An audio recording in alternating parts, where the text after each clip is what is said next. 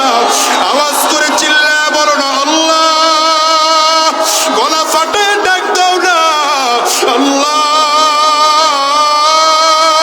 চোখের পানি ফালাইয়া ডাক দাও না আল্লাহ। বন্ধুরে, সন্তান তোমাকে বাবা বলে ডাক দিলে তুমি খুশি হয়ে যাও, তোমাকে মা বলে ডাক দিলে মা খুশি হয়ে যায়, বাবারে বাবা বলে ডাক দিলে বাবা খুশি হয়ে যায়, বন্ধুরে বন্ধু বলে ডাক দিলে খুশি হয়ে যায়।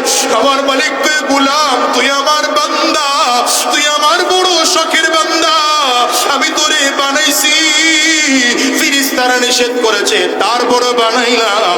যখন তুই নামাজের মধ্যে দাঁড়ায় আল্লাহু আকবার বলো, আমি মালিকের কুদরতি কলিজাটা ঠান্ডা হয়ে যায়। যখন তুই সাজদার মধ্যে গিয়ে বলো সুবহানা রাব্বিয়াল আ'লা, যখন বান্দা তুই পড়ো সুবহানা রাব্বিয়াল আ'লা, আমি মালিকের কুদরতি অন্তরে জোশ এসে যায়। বান্দারে, চোখের পানিগুলো ফেলে ফেলে যখন তুই কাঁদো, আমার নানা জান রহমাতুল্লাহি আলাইহি হাদিস আমাকে শুনিয়েছিলেন, কথাটা আপনাদেরকে শোনায়া যায়।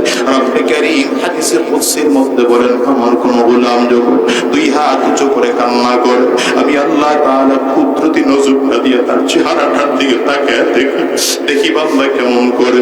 ওর চোখ দিয়ে পানি বের হয় না, কিন্তু বান্দা তারপর গালটারে ভেকা করে দেয়, জবানটারে বাঁকা করে দেয়, জিহ্বাটারে নাড়ায়, চোখের পাতাগুলো পার পার করে পানি মারে, আর নিজের গুনাহের কথাগুলো স্মরণ করে, আর শুধু চিৎকার করে করে ডাকে, আয় আল্লাহ আমারে মাফ করে দাও। রব্বে কারীম হাদিসে কুদসির মধ্যে বলেন, নবীজি বর্ণনা করেন, এমন করতে করতে যখন বান্দা চোখ দিয়ে আস্তে আস্তে করে পানি বের হয়, চোখ দিয়ে আস্তে আস্তে করে পানি বের হয়, আমি আল্লাহ তাআলা কুদরতি নজরটা দিয়ে বান্দার দিকে তাকায় থাকি, বান্দার চোখ দিয়ে পানি পড়ে পড়ে পড়ে পড়ে কাল বেবে বান্দার পানিগুলো পড়ে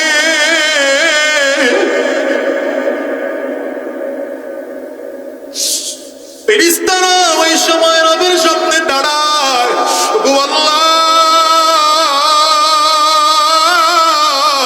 তোমার কি মায়া লাগে না, তোমার কি মায়া হয় না, আমার বান্দাদের দিকে একটু তাকায় দেখো না, যদিও গুনাহ করেছে কিন্তু সে এখন চোখের পানি ফেলায় কাঁদে। আমার আল্লাহ তখন বান্দার সাক্ষী রেখা ফেরেশতাদের সাক্ষী রেখে বলে, ফেরেশতারা সাক্ষী থাক, আমি আল্লাহ বান্দার জিন্দেগির গুনাহগুলো মাফ করে দিলাম। ফেরেশতারা কয়, তাইলে আল্লাহ এতক্ষণ কেন তাকায় ছিলেন? তো আল্লাহ তাআলা বলেন, ফেরেশতারা জানো আমার বান্দার চোখ দিয়ে যখন পানিগুলো পড়ে, আমি আল্লাহ পাক বান্দার চোখের পানি দেখলে বড় মায়া লাগে, মায়ার নজর দিয়ে বান্দার চোখের দিকে তাকায় থাকি। ওরে গোলাম, যদি চোখে পানি না আসে কান্নার ভান ধরবা। নবী হাদিসের মধ্যে বলেন, ইবকু ইবকু ফাইল্লাম তাবকু ফাতাবাকু, নবী বলেন কান্না না আসলে জোর করে কান্নার চেষ্টা করবা, গালটারে বাঁকা করে দিবা, জবানটারে বাঁকা করে দিবা, চোখটারে বাড়ি দিবা, নিজের গুনাহের কথা স্মরণ করে মালিক রে রাতের অন্ধকারে দাঁড়াও, যায় নামাজটা বিছাইয়া মালিক রে ডাক দাও, আল্লাহ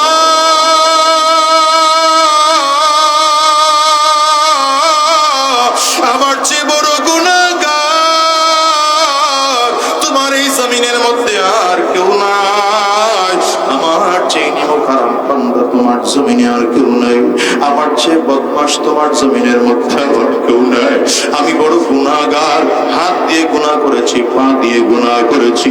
এরপরে মালিকের কাছে বলো, আল্লাহ বাবা তো সন্তানরে ফিরে দিলে, অন্য দরবার আছে, মা সন্তানরে ফিরে দিলে আরো তো দরবার আছে, ভিক্ষুকরাও যদি কেউ দরবার থেকে তাড়া দেয় আরো তো দরবার আছে, কিন্তু তুমি এমন একজন আল্লাহ,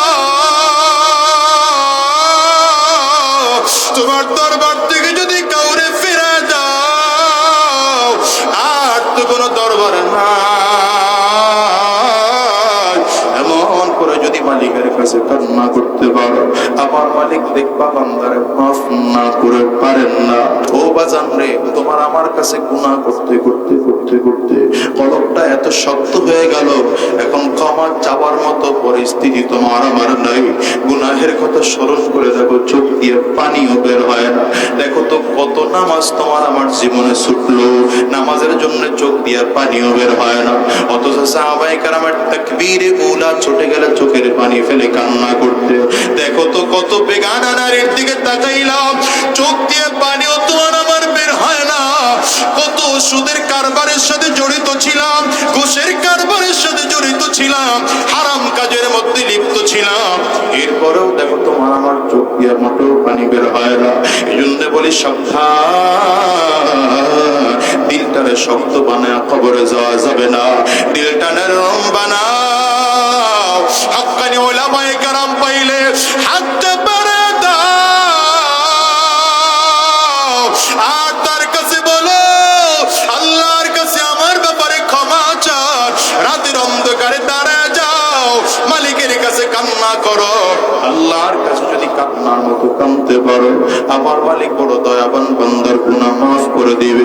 কেন বলি বাজান জানো, দুনিয়ায় কয়দিন থাকবো বলো? আজ আছি আগামী কালকে থাকবো এমন কোনো গ্যারান্টি নেই।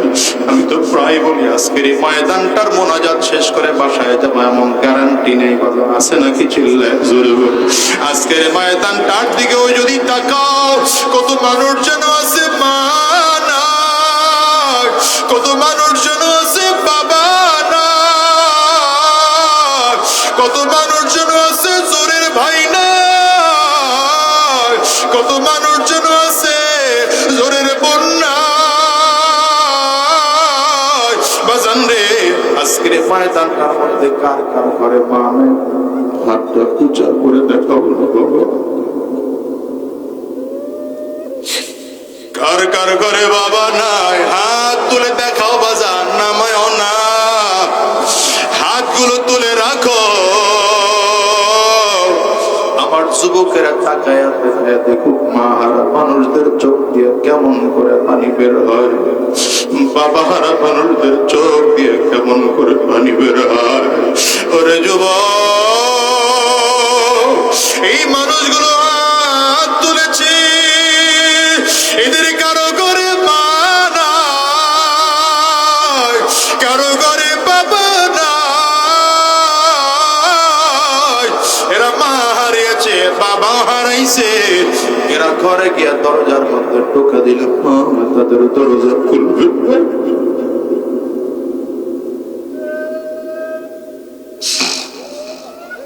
আমি তো প্রায় বলি বাজার, আমি জাতীয় বাসায় গিয়া দরজার মধ্যে টোকা দিলাম, দরজা খুলে না। দেখো না এই মানুষগুলোর চেহারার দিকে তাকায়, কারো চক্ষু দুইটা লাল, কারো চোখ দিয়ে পানিগুলো পড়ে, কারো চোখের কোটায় পানি। এই মজলিসে এমন মানুষও খুঁজতে পাওয়া যাবে, হাতগুলো নামা, এমন মানুষ খুঁজতে পাওয়া যাবে যাদের সন্তান জমিন থেকে বিদায়। ও বাবা, কোন দুনিয়ার জন্য পাগল হয়ে গেল বলো? আজরাইল তো পেছনে ঘুর ঘুর ঘুর ঘুর ঘুর ঘুর করে ঘুরে, যেদিন আমার মালিকের আদেশ হয়ে যাবে, আজরাইল ভয়ঙ্কর স্বরূপ নিয়ে দাঁড়ায় যাবে। গুনাহগারের সামনে যখন আজরাইল দাঁড়াবে, গুনাহগার তাকায় দেখবে পা দুইটা জমিনে, মাথা সাত আসমানের উপরে, এক হাত পৃথিবীর পূর্ব প্রান্তে, আরেক হাত পৃথিবীর পশ্চিম প্রান্তে।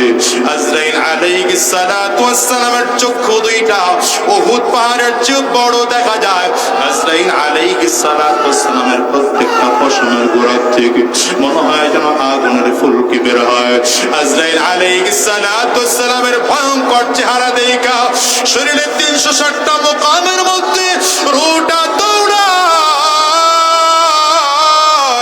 আজরাইল আলাইহিস সালাতু ওয়াস সালাম গুনাহগারের রূহটার মধ্যে এত জোরে থাপা মারবে, কলিজার রগগুলো টাস টাস টাস টাস করে ছিঁড়ে যাবে। দুনিয়ার বাহাদুরি তোমার থাকবে না। হাসরের ময়দানে যখন দাঁড়াইবা, ওই কবরের মধ্যেও যখন যাইবা, দেখো তো লাশ বানাইয়া, 3টা কাপড়ের প্যাকেট বানাইয়া, মাথায় একটা বান, পায়ে আরেক বান, কোমরে আরেকটা বান লাগাইয়া ওই কবরের দেশে নিয়ে রওনা হয়। কবরের মধ্যে যখন রাখে, কবর বারবার করে ডাক দেয়, আনা বাইতুজ জুলমা, আনা